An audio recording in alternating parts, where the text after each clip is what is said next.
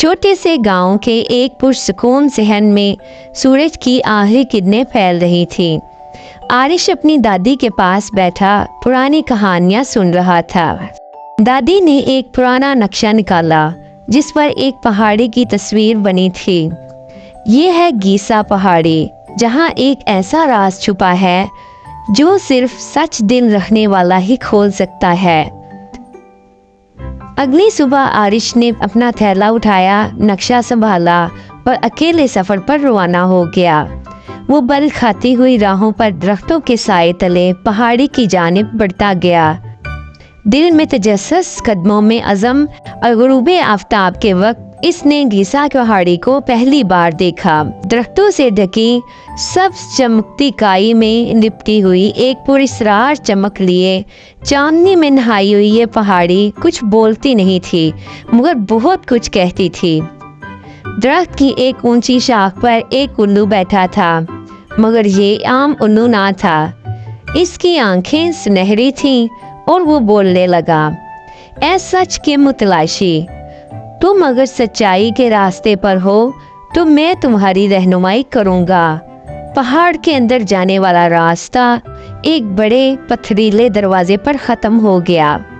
दरवाजे पर कदीम नक्काश बने हुए थे। इसके सामने एक मुहाफिज खड़ा था, पत्थरों से बना मगर जिंदा और चौकस। वो बोला, सच बताओ तुम क्यों आए हो? जब आरिश ने कहा, मैं सच जानने आया हूँ, ना खजाने की तलब है ना शोहरत की, तो मुहाफिज हट गया। दरवाज़ा रोशनी से चमका और आहिस्ता आहिस्ता खुलने लगा। अंदर अंधेरा था, मगर अंदर से नूर भी चमक रहा था। दरवाजे के अंदर गारों का जाल था। दीवारों पर चमकते आईने लगे हुए थे। हर आईना आरिश को एक मुख्तलिफ सूरत में दिखा रहा था। कभी झूठ बोलता, कभी खौफजदा, कभी गुरूर से भरा। आरिश हैरान था।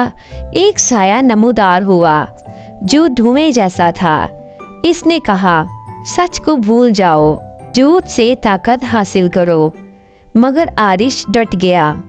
इसने कहा, सच्चाई ही वो रोशनी है जो अंधेरे को हरा सकती है। आरिश ने सच दिखाने वाले आईने को छुआ। एक रोशनी फूटी और साया चीख मारता हुआ गायब हो गया। गार में चमक भर गई। गीसा पहाड़ी ने अपनी पहली आजमाइश मुकम्मल कर ली। जब आरिश वापस पलटा तो पहाड़ी खामोश थी, मगर इसके दिल में एक नई रोशनी जल चुकी थी। दादी के पास वापस जाकर इसने वो नक्शा दिखाया जो अब सुनहरी चमक रहा था। गांव वाले हैरान थे। दादी बहुत खुश थी, मगर ये इख्तिताम ना था। गार के आखिरी कोने में आरिश को एक जादुई किताब मिली, हवा में मुअल्लक सुनहरी रोशनी में नहाती हुई। साथ एक खजाने का संदूक था जो इसके इल्म के बदले में इनाम था। जब आरिश ने किताब को खोला तो अल्फाज फिजा में तैरने लगे। इसे वो इल्म मिला जो सच्चाई, दोस्ती और कुर्बानी का था। वो अब महज एक लड़का ना रहा, बल्कि इल्म जानने वाला बन चुका था। आरिश नीचे उतर रहा था। उल्लू उसके ऊपर उड़ता हुआ अलविदा कह रहा था। आरिश ने एक आखिरी बार पहाड़ी को देखा जो अब एक दोस्त, एक उस्ताद बन चुकी थी। गांव में रात को जश्न हुआ। चिराग रोशन थे, ढोल बज रहे थे और आरिश अब एक हीरो के तौर पर जाना जा रहा था। दादी अम्मा ने इसे गले लगाया और कहा, सच्चाई का रास्ता मुश्किल सही मगर रोशन जरूर होता है। गीसा पहाड़ी अब सिर्फ एक पहाड़ न रही, वो सच के मुतलाशियों का मुकद्दस मुकाम बन गई और आरिश वो बन गया सच का रखवाला।